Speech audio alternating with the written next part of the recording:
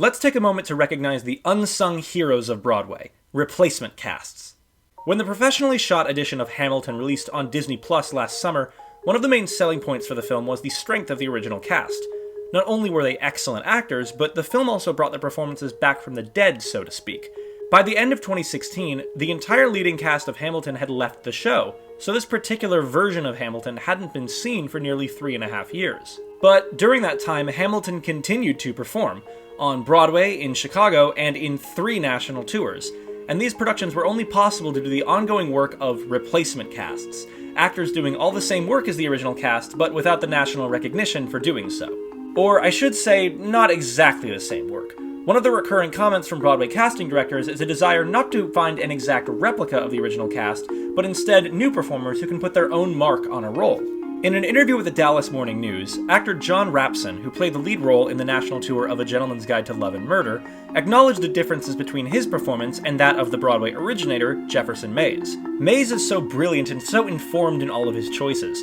I can't do an exact carbon copy of what he does, but I was lucky enough to have a creative team work with me and figure out what I can do with these parts. I like to think if he sees my performance, maybe he'd see some things he'd like to take too. This can be especially evident in a show that runs for a long time and sees multiple actors replacing a role in sequence. A cursory search on YouTube will find numerous compilation videos comparing different actors who played the Phantom of the Opera or Glinda in Wicked, and their wildly different versions of the character.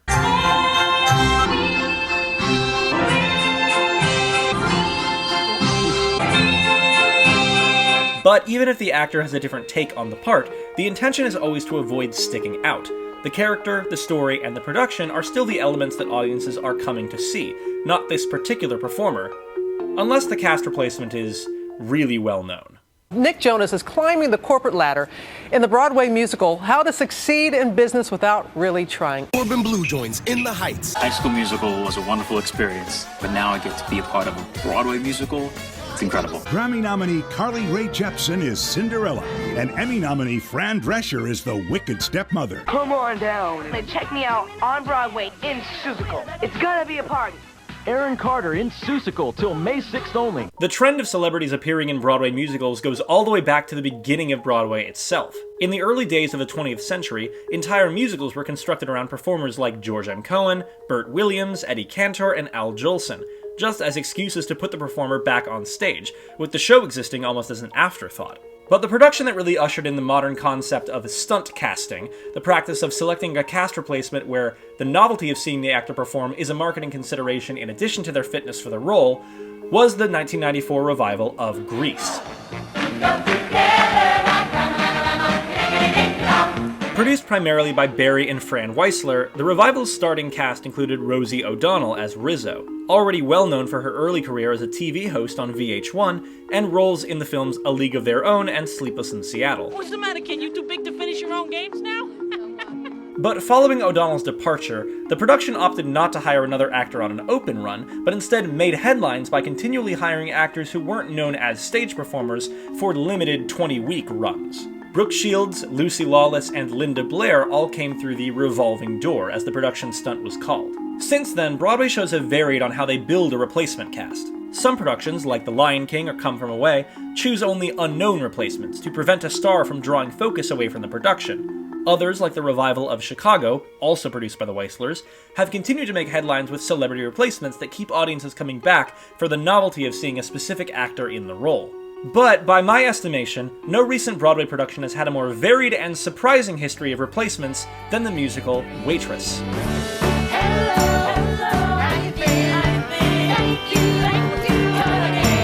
Also primarily produced by the Weislers, Waitress had a certain amount of celebrity, pardon the pun, baked into it, with the score written by singer-songwriter Sarah Bareilles. During the musical's nearly 4-year run on Broadway, the show only dipped into what could be considered stunt casting a handful of times.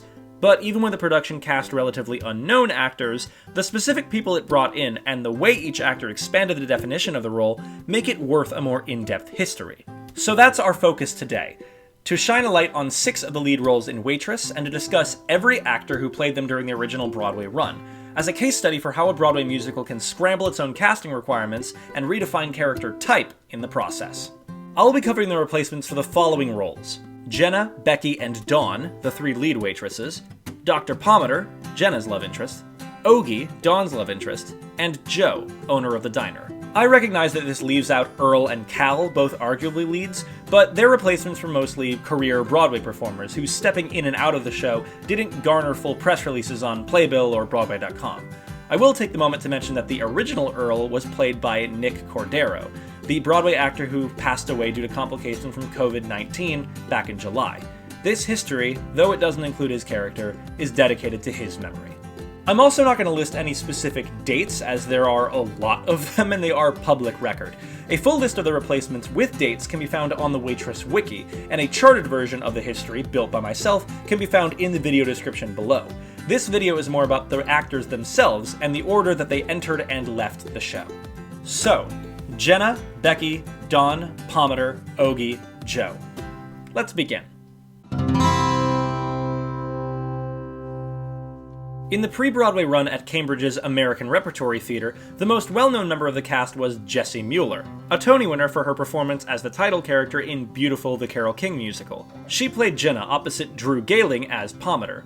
Keep that name in mind. Becky was played by Keala Settle, Dawn by Jayana DeWall, Ogie by Jeremy Morse, and Joe by Dakin Matthews. When the production transferred to Broadway, Mueller, Gayling, Settle, and Matthews went with it.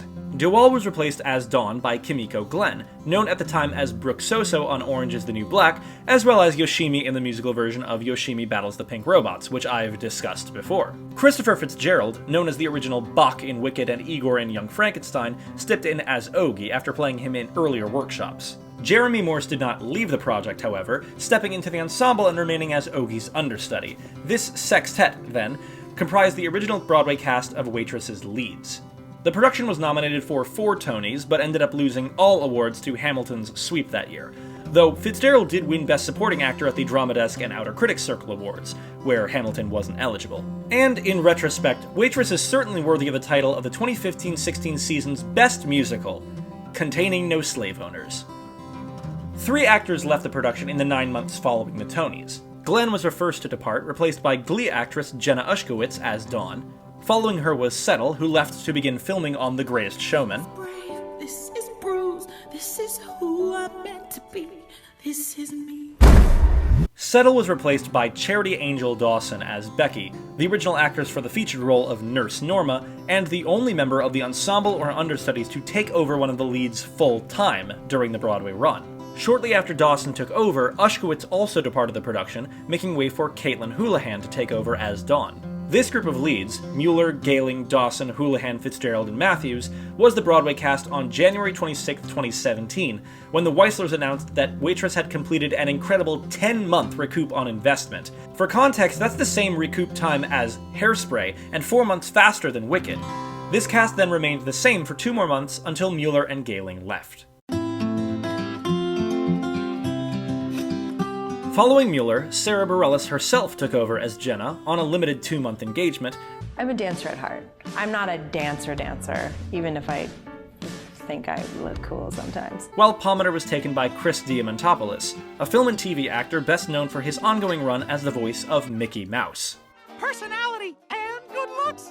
Mickey Mouse, you are one lucky guy. After Bareilles came Broadway actress Betsy Wolfe as Jenna. She played 1 week against Diamantopoulos as Pomander before he left, replaced by Drew Gayling, returning to the role. This is where you get to do the show every night. The Brooks Atkinson Theater. Boom! Shortly after, Dakin Matthews became the 5th of the 6 leads to bow out, replaced by Larry Marshall, an actor with a long career but perhaps best known as Simon Zelotz in the film version of Jesus Christ Superstar. You will rise to a greater power. We will win ourselves a home. When the first national tour began in mid-2017, Dawson left Broadway to play Becky on tour, replaced by Maya Nikenge Wilson, an actress of many Broadway credits, but most known for her vocal performance in Disney's Frozen. What's the issue, dear? Why are you holding back from such a man? Marshall also left shortly after for the national tour, replaced by John Cullum as Joe. Cullum's massive Broadway career spans from Laertes in Richard Burton's 1964 Hamlet, My mother's poison, to Cladwell in 2001's Urinetown. Then, finally, the last member of the original leads left. Christopher Fitzgerald departed the role of Ogie and was replaced by David Josephsberg. For 1 month. Fitzgerald left to perform on the Broadway on the Danube cruise, then came straight back to play Ogie again. At this point, he'd been marrying Houlihan's Dawn for over a year. Just as Josephsberg steps in for Ogie, Gayling steps out, making way for singer Jason Mraz as Pomander. Though Mraz was making his Broadway debut, he wasn't entirely unfamiliar with the material. He'd been a guest vocalist on What's Inside, Sarah Bareilles' 2015 cover album of the Waitress score. Sometimes one bite is more than enough. Mraz was only scheduled to perform until January 14th, the same date as Betsy Wolfe's departure, but an increase in ticket sales led him to extend to February 11th and play opposite a second Jenna, Sarah Bareilles, coming in for a second tour in the role. Oh my God! It's Sarah Bareilles! Yes! What? So yes, for 1 month from January to February 2018, you could watch Sarah Bareilles and Jason Mraz play lovers in a Broadway musical.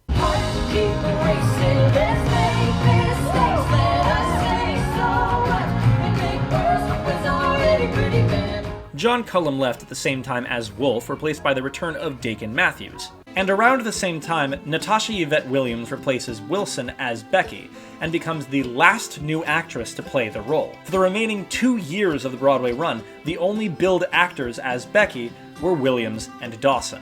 For comparison, Jenna, Pomander, and Joe were each replaced by 7 different actors during the same duration. Before Bareilles' second run ended, the producers announced that her replacement would be Smash star and noted Republican donor Katharine McPhee. However, McPhee wasn't available until 1 month after Bareilles left, so in the interim, Jenna was played by Stephanie Torrens, the understudy for Jenna who had been with the production since the ART run. Thus, for 1 month, Torrens was the official Jenna on Broadway.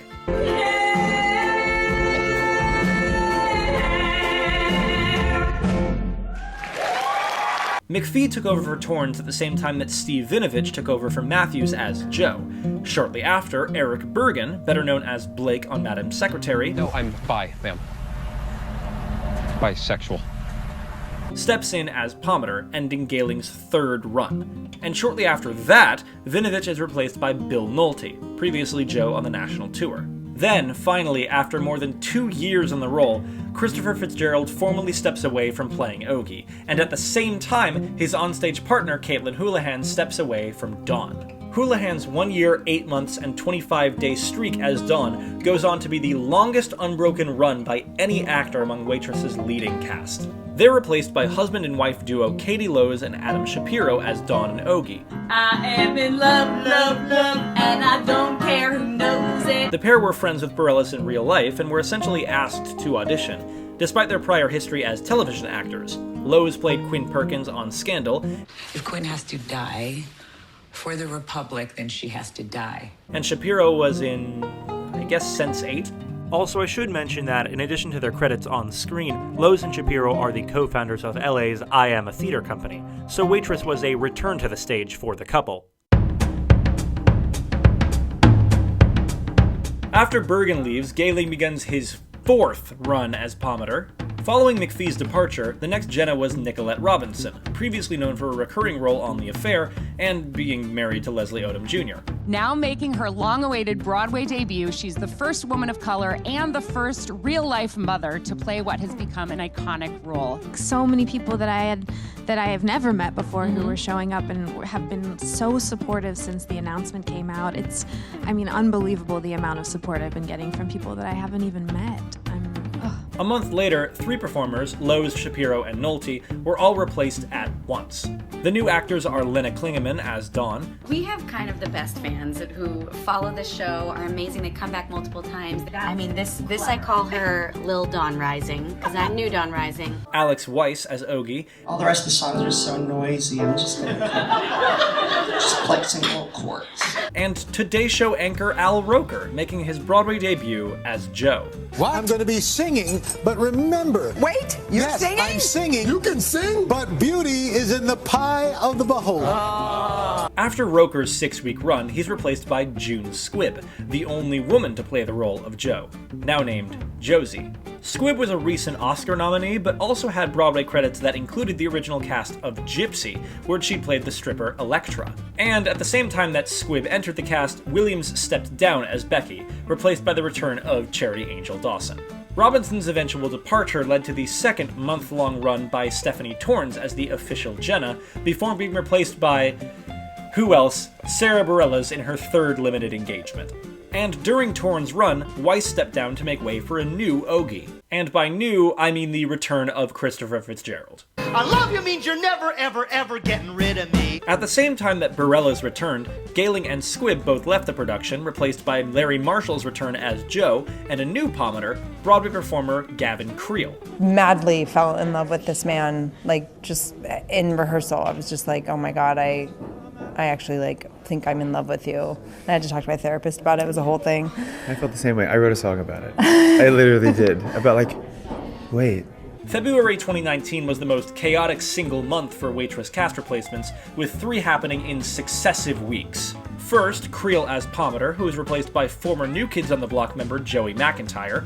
Second, Fitzgerald as Ogie, who was replaced by Eddie Jemison, best known as Ogie in the film version of Waitress. I honestly was blown away, how true they were to the spirit of the script. And third, Bareilles as Jenna, who was replaced by Shoshana Bean, Elphaba in the first national tour of Wicked. Growing stronger each day till it finally reminds her to fight. Things then stayed consistent for exactly 1 month before McIntyre was replaced by Newsies star Jeremy Jordan as Palmater. Something in me, I was lonely and misunderstood. Shortly after, Klingeman and Jemison left the production, replaced by the return of Houlihan as Dawn, and the debut of former Evan Hansen star Noah Galvin as Ogie. You're never, ever, ever getting rid of me. And this sextet was the leading cast on July 16th, 2019, when the producers announced that Waitress would be closing on Broadway on January 5th, 2020. Eric Bergen returned to Palmater after Jordan left, finishing out his brief run at the same time as Shoshana Bean and Larry Marshall. Their replacements were all new to the production. Alison Luff as Jenna. She is all of this mixed up and baked in a beautiful pie. Richard Klein as Jo, and Mark Evans as Palmater. Evans had recently gained attention for his work with the Cornley Polytechnic Drama Society. The murder at Haversham Manor!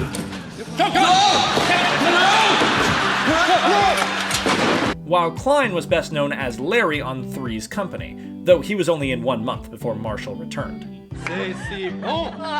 Galvin and Houlihan stepped out to make way for a new Dawn and Ogie, both well known for careers online. The new Ogie was Todrick Hall, who'd previously performed on Broadway in Kinky Boots and Chicago, and was well known as a musician in his own right. The new Dawn was Colleen Ballinger, making her Broadway debut after gaining popularity as a singer on YouTube. As this singer on YouTube. Hello from the other side. I must have gone 1,000 times. I'll have a slice of Colleen and Todrick on the Great White Way pie, please. Let's do this. September 15th, 2019 was the only day during the Broadway run when 4 of these 6 leads were replaced at the same time. Ballinger and Hall by the return of Fitzgerald and Houlihan as Ogie and Dawn, Dawson by the return of Williams as Becky, and Luff by American Idol winner Jordan Sparks as Jenna. To bring back the fire in her eyes that's been gone. Following this, Evans was replaced as Palmater by Gahling's 5th run as the Doctor, which he played until the production closed. Then, out of nowhere, Al Roker decided he was ready for a second cup of Joe and returned to the role for 1 month, before Marshall returned to take it back. It's one hell of a ride. The final replacement among the leads was Catherine McPhee, returning to take over from Sparks as Jenna for the final 2 months of the production. The closing night cast, then, was McPhee as Jenna, Gehling as Palmater, Williams as Becky, Houlihan as Dawn, Fitzgerald as Ogie, and Marshall as Jo. So, what conclusion can we draw from this besides Waitress had a strange and intense history of cast replacements? Well, a few things. 1. Waitress used cast replacements to expand a character's type. To a point. The variety on display in Waitress's cast replacements sends a very clear message to subsequent productions of the show once the rights are released for regional theaters. Instead of locking down the characters to one specific interpretation of what actor type is fitted to the role, the cast replacements proved that Waitress could adapt to suit its performers, and thus it's incumbent on future casting directors to be more open-minded about how these roles are cast moving forward. As an example, Ogie's age shifted vastly between the younger extreme of Noah Galvin and the older extreme of Eddie Jemison. However, the actors they were playing against as Dawn remained relatively the same age. This shifts the age dynamic of the relationship. Dawn's marriage to a much older actor reads differently than her marriage to someone much younger and closer in age. So licensed productions have the freedom to select which age dynamic they're most interested in exploring on stage. Or, though it wasn't evident in the Broadway casting, they could select to explore an older Dawn and younger Ogie relationship, which would still work. The Broadway replacements showed an interest in exploring the versatility of the characters, and regional productions should as well. Only one replacement, June Squibb as Josie, shifted a character's gender, and notably it was the only character who never ends up in a relationship during the show. While it may be outside of the show's intention to showcase a queer relationship, the production neither endorsed or denied the possibility of gender-bending future roles. I, if given the chance, would gender-bend the role of Cal, the chef who has the affair with Becky, or open Ogie up to be played by an actress, in drag or not. Perhaps the most notable adjustments were regarding the race of the characters. The roles of Jenna, Ogie, and Joe all began with white actors in the original cast, but had at least one actor of color play the role for a time during the Broadway run, thus endorsing that the role could be played by a BIPOC performer in subsequent productions. No longer was a white Jenna the default, but merely one of the ways that she could be cast. Although TBH, they could have cast more non-white actors in the leads. Just saying. This is in contrast to Dawn, who, while played by a white actress at ART, was played by Asian actresses in the original cast and first replacement, but after that point was exclusively white. While Glenn's presence in the original cast makes it more likely that subsequent regional productions will mirror the casting of Dawn as Asian, the replacements also give those productions a cover to cast white actresses as Dawn moving forward. The only role that was consistently a person of color across the entire Broadway run was Becky, who also had the fewest replacements of any of the 6 leads. The issue of how the roles are coded, or the elements in the writing that indicate a particular race for a character without stating so directly, is a way bigger topic that could be its own video. Suffice to say, nearly every role in Waitress is coded in the ambiguous manner that doesn't indicate a specific race, making it possible for any actor to play the role, but more likely that casting directors will put a white actor in the role because of reasons. Still, Waitress's replacements included actors of color in 5 of the 6 leads, so if you choose to cast everyone white except Becky, you no longer have the plausible deniability of doing what the original Broadway production did. You are selecting a majority white cast. 2. Waitress did engage in some stunt casting, but their selections were smartly picked. Across the 43 actors who played these 6 roles, there are just 12 that I would categorize as stunt casting. Admittedly, this doesn't include actors like Shoshana Bean or John Cullum, who, while famous within the theater world, are still better known for their work on Broadway than for other non-theater projects. Of these 12, only 2 were hired for an open run. The rest were all on limited runs, with end dates announced before they began performances, although admittedly for Mraz and McPhee, those runs were later extended, and Bareilles, McPhee, and Roker did return for second and third engagements. Still, none of these selections seem to be entirely based on name recognition alone. 4 of them had performed on Broadway before, and most of the remaining 8 had theater or singing credits on their resume. The actors who had arguably the least theater experience prior to being cast were Roker and Ballinger, and looking over the bootlegs I can find of their performances, both of them seem to have done a fine job in their roles.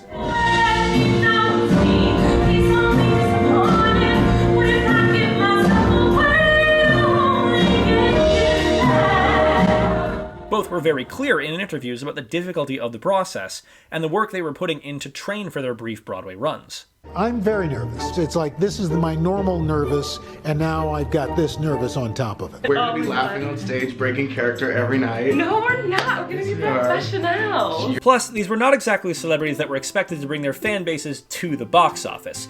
Compare, for instance, Jordan Sparks' Broadway debut in 2010 as a cast replacement for Nina in the Heights. At that time, it was 1 year since the release of Battlefield, her second album, which coincided with her first ever national tour as a solo artist.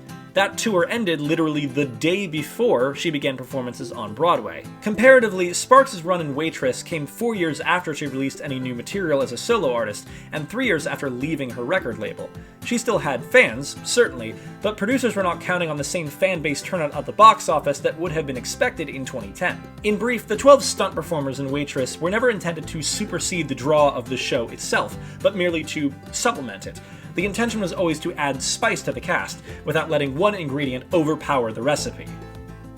Baking puns! 3.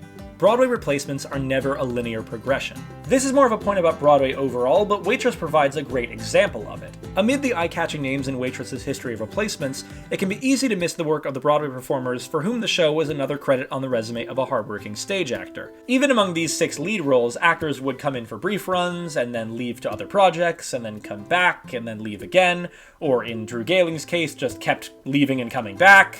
2 of the original leads, Galing and Fitzgerald, returned as part of the closing cast, while all of the remaining 4 had already been involved in the show for more than one non-consecutive stretch, on Broadway or on tour, prior to the last 2 months. Many Broadway cast members either started in the national tour or joined it later. The most notable adjustment was likely between Richard Klein and Larry Marshall as Joe. In mid-2019, Marshall was on Broadway while Klein was on the national tour, but the two switched places for the month of August 2019 before returning to where they'd been before. While this direct short-term switch is rarer, it's relatively common practice for actors cast in the national tour to be bumped up to the Broadway production and vice versa. Charity Angel Dawson left the Broadway production to play Becky on tour, and Lena Klingemann left the tour to replace Katie Lowe's as Dawn on Broadway.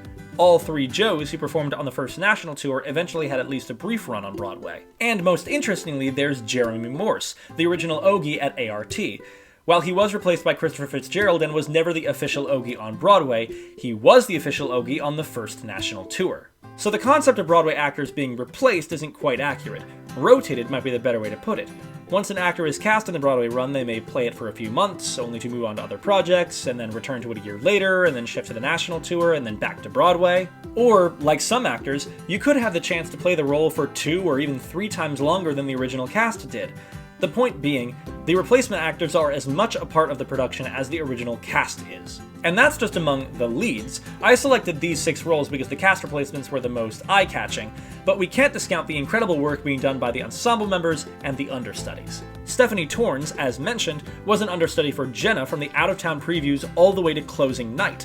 And a cursory look at the original ensemble finds Molly Hagar, an ensemble member and Becky understudy who stayed with the production for more than 2 years, longer than Houlihan's unbroken run as Dawn. With Waitress being one of the last Broadway shows to close by choice before the rest of them were closed by force, the history of Waitress now turns to focus on the currently postponed national tour, as well as the West End production in London, which saw 4 of the Broadway cast replacements make their way across the pond before it also closed with the rest of the West End. That production looks unlikely to reopen, but a UK-Ireland tour and a European Union tour have both been announced and postponed to the future. Local productions have also just begun to pop up, with 2 in Manila and Buenos Aires as of this video's publication, and a 3rd in Japan announced while this video was being researched. Waitress has also been preemptively acquired for licensing by Music Theatre International, who will presumably begin licensing the production once live theatre in the US can begin performing again. At that time, we'll likely see many regional productions of Waitress pop up around the country in the coming years, with too many new cast members to count. Let us hope, then, that the casting directors for those future productions of Waitress will look beyond the original cast for inspiration, and see the variety, surprises, reinterpretations, and genuine talent that the replacement casts for Waitress spent nearly 4 years serving up on Broadway. This is a milestone and a closing of a chapter for the show, but I do want to acknowledge our sister companies around the world. We have Waitress in London. We have our national tour playing Ottawa, Canada this weekend, and we have companies opening in the Netherlands and Tokyo next year. So Waitress lives on! What has been amazing about Waitress is I want to call it the repertory company of Waitress that has been developed over our 5 years from ART to Broadway. An amazing roster of performers. I just have to shout out a few. You heard her ovation as Francine Pomander.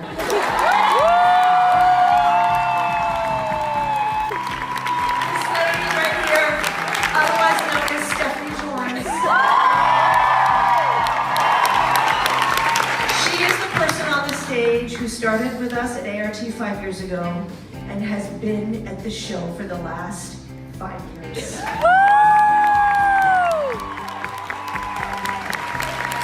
And among many things, she's been an incredible Jenna in this movie.